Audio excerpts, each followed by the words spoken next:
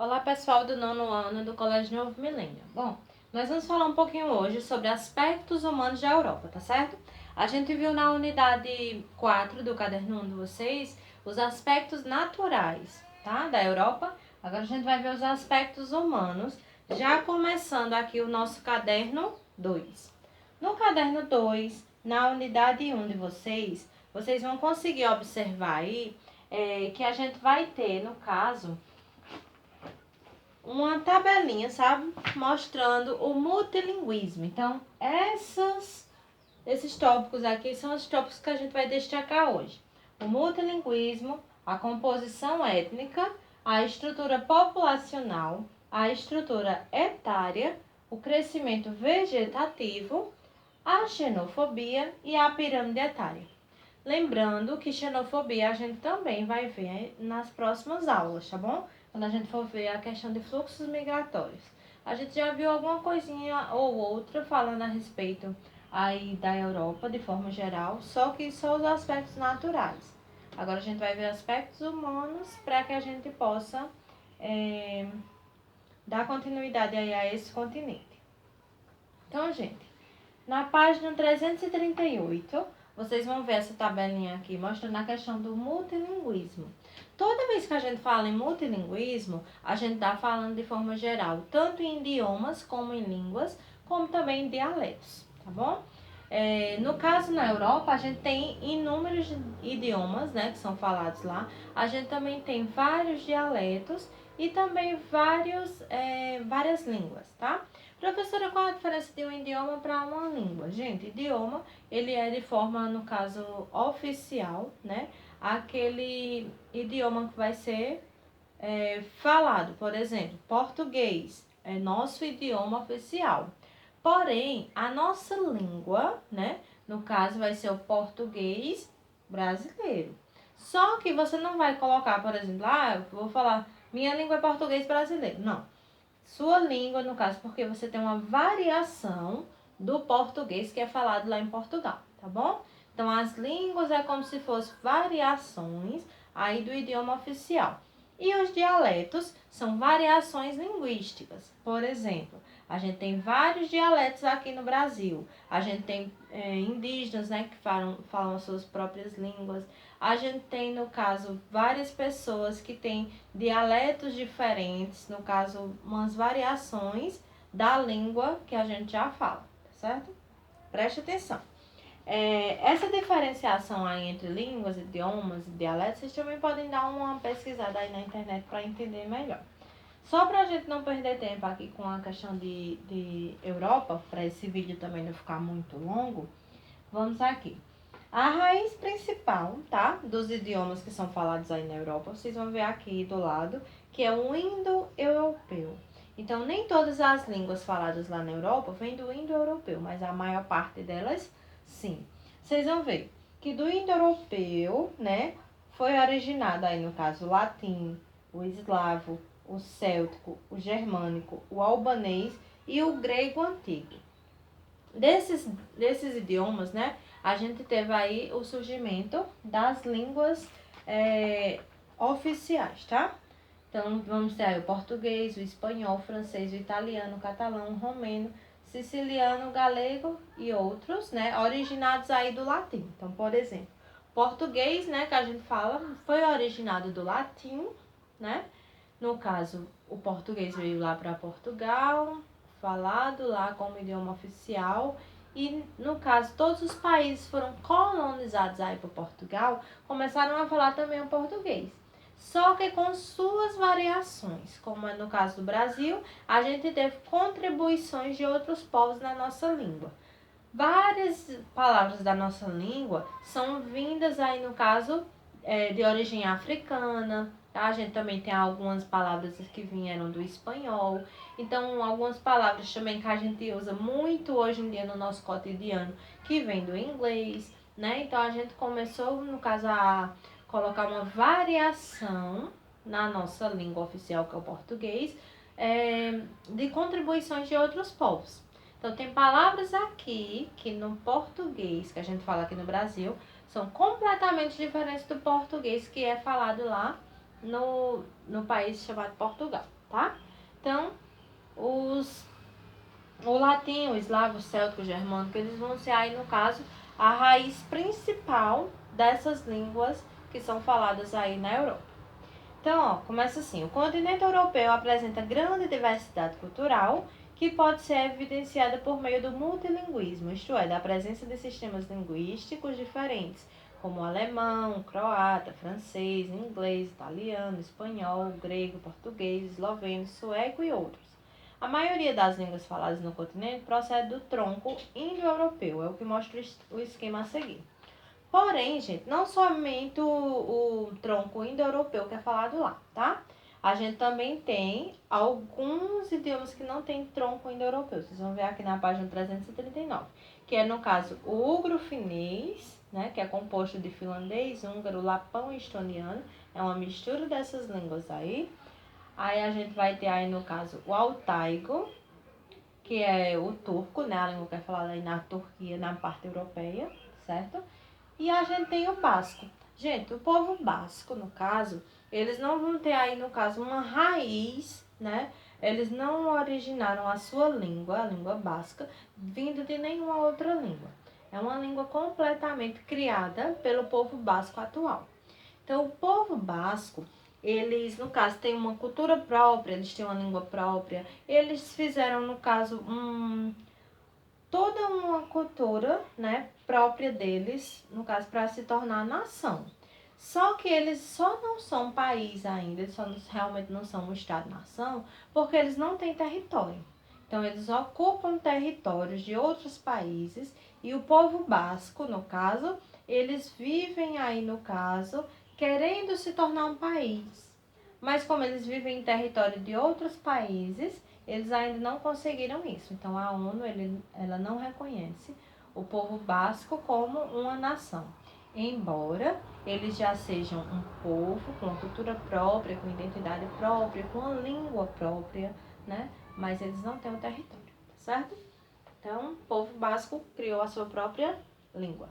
Aí nós vamos ter aqui no mapa os principais grupos étnicos. Vocês vão conseguir identificar, né, através da legenda e do mapa, a localização de cada grupo linguístico e de cada grupo étnico. Ó, os grupos étnicos, gente, a gente tá falando realmente aí das raças, tá certo? Só que a gente tá fazendo uma substituição. Estamos pegando a palavra raça e substituindo pela palavra etnia, tá certo? Então, antes nós tínhamos a raça branca, a raça negra, a raça amarela, a raça parda. E hoje em dia nós estamos trocando essa palavra raça por etnia. Então, nós temos os grupos étnicos, tá certo? Os grupos étnicos que são lá da Europa são esses aqui que estão nessa legenda, tá bom? E nós temos aí, no caso, os povos de composição étnica vindos aí da composição étnica indo-europeu, vão ser esses daqui. Tem da composição étnica dos mongóis, tá? Os mongóis, no caso, eram os primeiros povos aí que viveram, inclusive, no continente da Oceania, tá? Na Austrália. Aí a gente vai ter aqui outros grupos, que no caso são os bascos, como eu falei para vocês, que eles têm uma identidade própria, eles são completamente aí diferentes aí dos outros povos. E nós temos aí os caucasianos, tá? Que eles também não têm uma raiz aí étnica vinda aí de outra linhagem. Ah, professora, foi um grupo assim que se criou? Não, mas foi um grupo que ele, no caso, ganhou digamos que uma nova etnia, tá? Uma nova composição étnica. Eles não se ligam aí a composições étnicas originais, tá? Aí nós vamos chegar aqui a estrutura populacional. Então, falamos sobre multilinguismo e sobre composição étnica, só para vocês identificarem aí que a gente tem várias etnias e várias línguas aí faladas na Europa. Agora a gente vai começar aí com a questão da estrutura populacional, da estrutura etária, para que a gente dê continuidade aí no assunto de Europa. Gente, toda vez que a gente falar de Europa e que a gente estiver falando de população, vocês vão saber, né, que a população da Europa ela vai ser uma população considerada velha, tá? Professora, como assim considerada velha? Olha só, a estrutura etária da população da Europa, ela vai se basear na pirâmide etária, né, com base, ó, Geralmente nós temos as pirâmides etárias com base de estrutura aí tradicional. O que é uma estrutura tradicional? Preste atenção. Uma pirâmide etária sempre, né, vai dividir aí o povo, no caso, de acordo com a sua idade, tá? Então, nós vamos ter aqui crianças e jovens, aí adultos e idosos. Então, as pirâmides etárias, elas vão ser divididas aí por idades e sempre nessa ordem. Crianças embaixo e idosos no topo, tá bom? Então, a pirâmide etária da Europa, ela está se invertendo. O que é uma pirâmide invertida? Uma pirâmide que vai ter, no caso, uma base mais estreita, porque nós vamos ter menos crianças. Uma pirâmide que vai ter uma base, o centro meio intermediário, né? Os adultos aí mais ou menos razoável. E os idosos, eles estão cada vez mais crescendo o número de idosos na Europa, tá? Então, esse topo ele está se alargando. Então, a gente está invertendo essa pirâmide. Então, por isso que quando a gente tem um país que vai ter uma pirâmide etária dessa forma, esse país vai ser considerado um país jovem. Se eu tenho menos crianças, se eu estou diminuindo o número de crianças, estou aumentando o número de idosos, eu vou ter uma pirâmide invertida, então eu vou ter um país idoso, tá? Ou então um país velho, tá? Então, esses países da Europa, eles estão ficando aí com essas pirâmides invertidas. Tá aumentando o número de idosos, porque tá aumentando a expectativa de vida, tá melhorando a questão de qualidade de vida e a questão de saúde, tá? Com exceção dessa questão da pandemia, tá, gente? Essa questão aí é uma questão pra gente discutir em outro momento. Sem falar sobre essa questão aí da pandemia, essa questão aí da expectativa de vida está fazendo com que a gente tenha cada vez mais pessoas centenárias na Europa. Isso acontece muito já em países da Ásia. Por exemplo, no Japão. O Japão tem várias pessoas centenárias, que são pessoas que vivem mais de 100 anos. O Japão já é tradicional nessa questão de ter pessoas com uma longevidade muito grande, tá certo? Então, na Europa, a gente também está diminuindo o número de crianças. Então, ao mesmo tempo que você está aumentando o número de idosos, porque os idosos estão tendo uma expectativa de vida maior, uma melhor qualidade de vida e estão se cuidando mais, a gente também está diminuindo o número de crianças por vários fatores. Um desses fatores, gente, é a questão da opção, né? Os países europeus, como vocês sabem, são países desenvolvidos e geralmente os países desenvolvidos, eles fazem a opção, né, de terem cada vez menos filhos. Por que isso acontece, professora? Os países menos desenvolvidos são os países que a gente antigamente chamava de subdesenvolvidos. Eles têm aí, no caso, digamos que uma rápida expansão da taxa de natalidade, porque as pessoas elas vão tendo filho de qualquer forma, não tem política antinatalista, não tem um controle, e também as pessoas geralmente que têm uma expectativa de vida menor, né, uma esperança de vida menor, eles vão tendo cada vez mais filhos, tá certo? Não é uma coisa generalizada, tá, gente? São, no caso, aí dados com relação aos dados que a gente tem entre países menos desenvolvidos e países desenvolvidos. Geralmente isso acontece. Então, esses países desenvolvidos, eles geralmente têm essa opção aí. As mulheres têm cada vez menos filhos, tanto porque a mulher começa a entrar no mercado de trabalho, né? Como também a mulher também faz a opção de ter menos filhos por causa de gastos, né? Por causa de questões realmente aí financeiras. A gente também tem a questão dos casamentos homoafetivos, né? O casamento entre homens ou o casamento entre mulheres. Então, mesmo que eles tenham um filho, então eles vão ter um filho ou com outra pessoa, né? Fora daquele casamento. Ou eles também vão ter por questão aí de barriga de aluguel, ou vão ter aí por questão de inseminação artificial, tá bom? Ou então eles vão adotar. Só que aí no sistema, quando a gente conta a população, esse filho do casamento homoafetivo, ele veio de outra relação, tá bom? Ele veio de outra pessoa. Então, Casamentos homoafetivos, mulher no mercado de trabalho, a opção realmente de ter menos filhos por questões financeiras. A gente também tem a questão da esterilidade, tá? Tanto a esterilidade natural quanto a esterilidade cirúrgica, tá? A esterilidade natural, mulheres que têm útero emborcado ou útero infantil, ou então que tiveram algum problema e tiveram que fazer a cirurgia de esterectomia, né? Homens também que às vezes não conseguem ter filhos, não conseguem gerar filhos por questões naturais, né? Ou então a questão também cirúrgica, a esterilidade cirúrgica, tanto no homem quanto na mulher. A mulher, né, a famosa ligação, que a gente chama ligação, né? No caso, ela faz o ligamento aí de trompas, que a gente chama de ligação. E a gente também tem a esterilidade cirúrgica masculina, que no caso vai ser a vasectomia. Então, está sendo cada vez mais comum essa questão da esterilidade, tanto por causas naturais quanto por causas cirúrgicas. Então, isso também faz diminuir o número de filhos. Outra coisa, a gente também teve duas grandes guerras que assolou aí, no caso, a Europa. Primeira Guerra Mundial, Segunda Guerra Mundial. Teve também a Guerra Fria, né, que embora não tenha sido um confronto tão direto, mas a gente também teve como palco a Europa. Então, a Europa, ela, no caso, passou aí por duas grandes guerras e mais a Guerra Fria, só no século XX. Então isso também fez com que as pessoas elas diminuíssem aí a quantidade de filhos, tá bom? Então, apesar da gente ter tido a explosão demográfica, mas a explosão demográfica a gente fala em outra aula.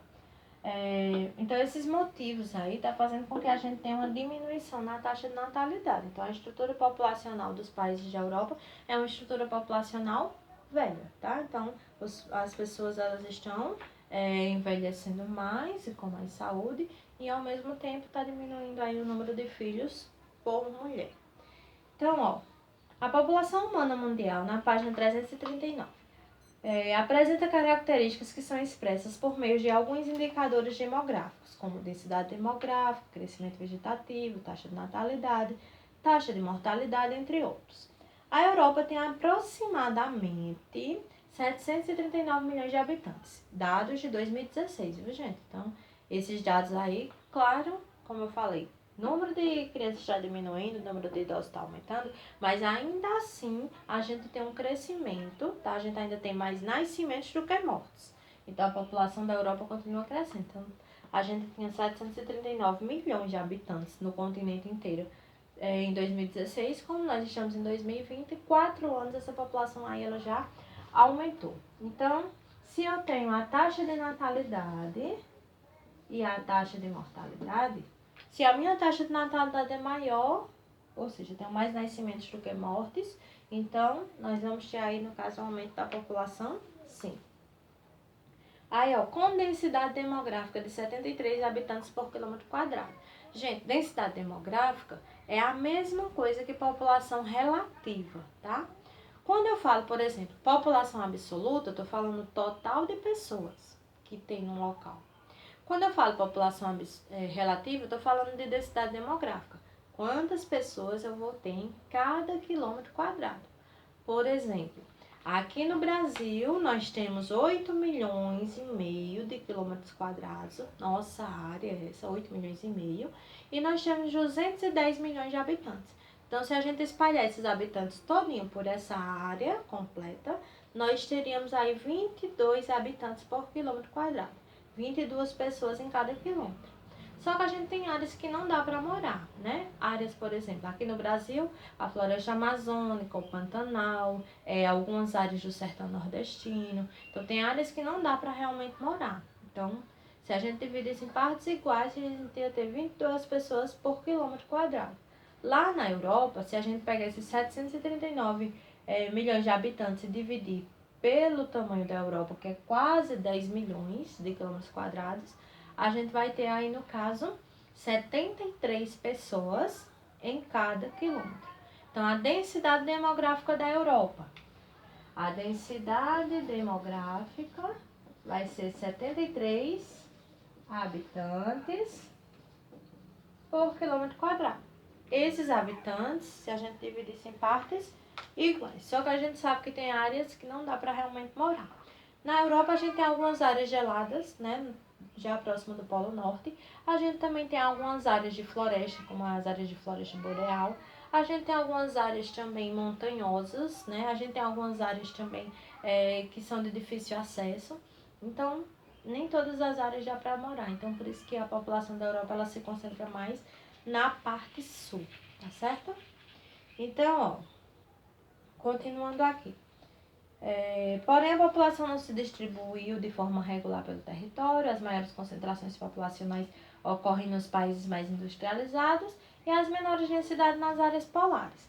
Ó, gente, então a gente vai ter aí as áreas que a gente vai chamar de ecúmenas e anecúmenas, tá bom? Nesse parágrafo aqui de baixo, está falando a respeito disso. Ó. Isso ocorre porque as áreas mais povoadas são espaços ecúmenos. Espaços ecúmenos, gente, são áreas que dá para morar, áreas que são favoráveis, áreas que têm um clima bom, que têm uma vegetação boa, áreas que são realmente habitáveis, tá?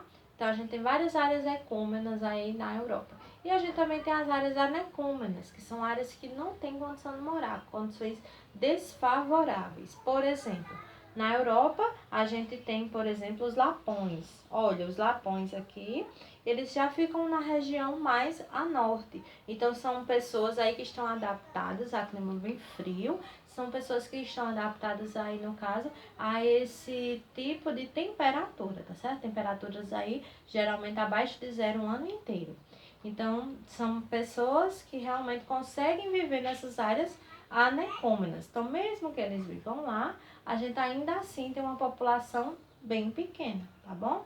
Então, áreas anecúmenas, áreas que não têm uma condição favorável, mas não significa que não mora ninguém. Significa que mora bem menos gente, porque a condição não é boa. Então, ó, a gente vai ter aqui os lapões. Aqui, por exemplo, na América, a gente tem no Canadá, a gente tem os que a gente chama de Inuits, tá? Que são os esquimós. Eles são protegidos aí pelo governo canadense. E eles são aí, no caso, pessoas que realmente vivem naqueles iglus, tá bom? Então, eles são acostumados a viver realmente naquela temperatura abaixo de zero, né? Temperaturas bem abaixo de zero. E que são aí, no caso, adaptados realmente a esse clima. Gente, página 340, vocês vão ver aqui, ó, as áreas, assim como o mapa de relevo, o mapa de população ele também vai ser relativo às cores. Áreas mais escuras são áreas que a gente tem uma população maior. Áreas mais claras são áreas que a gente tem uma população menor, tá certo? Então, a gente tá vendo que as áreas mais escuras aqui, ó, áreas pintadas de marrom, de laranja, são áreas mais próximas à parte sul do continente europeu. E a parte norte, no caso mais próxima aqui ao Polo Norte, são áreas mais claras, tá? Então, pela legenda aqui, vocês vão conseguir ver que a gente, nessas áreas mais claras, às vezes tem menos de 1 habitante por quilômetro quadrado, ou tem de 1 a 10 habitantes por quilômetro quadrado. Então, são áreas aí, no caso, anecúmenas, mas que ainda assim a gente tem pessoas morando. Aí, ó, aqui embaixo tem dizendo o seguinte: Mônaco é o país que apresenta a maior densidade demográfica do continente e do mundo, com 25 milhões 322,8 habitantes por quilômetro quadrado. Esses dados são de 2015, tá? Esse número aí já aumentou. Aí o gráfico a seguir apresenta os países com as maiores densidades demográficas da Europa. Gente, para vocês terem ideia, Mônaco é um país bem pequenininho, tá certo? Ele tem somente 2 quilômetros, tá? Então, 2 quilômetros quadrados. Mônaco é tão pequeno, gente, que a gente tem algumas mansões, né, em Mônaco, que metade da mansão fica em Mônaco e a outra metade fica no país vizinho. Porque no caso aí a fronteira do país passa dentro dessas mansões. Então, Mônaco é muito pequena, tá certo? A gente tem 225 milhões de pessoas em 1 quilômetro, para vocês verem a diferença aqui do Brasil. No Brasil a gente tem 22 pessoas só por quilômetro. Lá eles têm 225 milhões. Então, muita gente para 1 quilômetro quadrado só. Então, é muita gente praticamente aglomerada, tá bom? Então, vocês vão ver aqui nessa tabela aqui, ó. O gráfico está mostrando que em Mônaco a gente tem 225 milhões de pessoas, né? caso por quilômetro quadrado. Aí a gente vai ter aqui Malta, San Marino, Holanda, Bélgica, Reino Unido. Aí, no caso, esses países aqui, tá, gente? Eles vão ter uma quilometragem, respectivamente, assim, ó. Olha aqui embaixo. Mônaco tem 2 quilômetros quadrados, tá? Malta vai ter 320 quilômetros quadrados. E San Marino vai ter 60 quilômetros quadrados.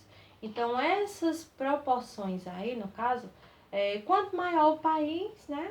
Maior, no caso, a questão aí do espaço para você ter espaço para a população. Então, por exemplo, a Rússia, que é o maior país do mundo, a gente vai ter uma densidade demográfica bem pequena, porque ele tem muito espaço para colocar, no caso, a sua população.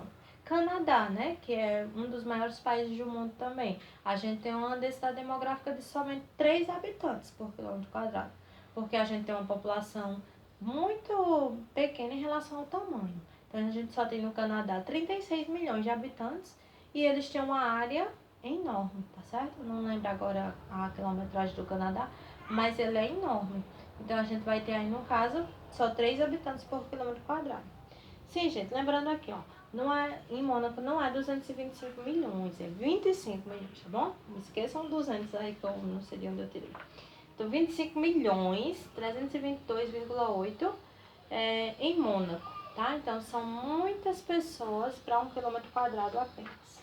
Então, Mônaco inteira tem 2 quilômetros e em 1 quilômetro a gente consegue aglomerar essa quantidade de pessoas aí. Aí, ó, aqui tá mostrando alguns países, tá? Nesse jogo rápido que vocês vão responder. Aí tem os países aqui do lado, tem a população absoluta e a área. Você vai pegar essa população absoluta, dividir pela área, aí você vai ter a densidade demográfica, tá bom? Façam isso aí na calculadora, porque de cabeça lógico que não vai dar. Coloquem a numeração sem pontos, que aí a numeração dá certinho, tá? O resultado dá certo. Não coloca ponto não, tá, gente? Na calculadora, senão vai dar errado. Crescimento vegetativo e estrutura etária, a gente vai ver daqui a pouco em outro vídeo, tá? Porque aí eu vou explicar bem direitinho para vocês o que é esse crescimento vegetativo, o que é essa pirâmide etária e vamos tratar um pouquinho sobre xenofobia, ok? Então, bons estudos.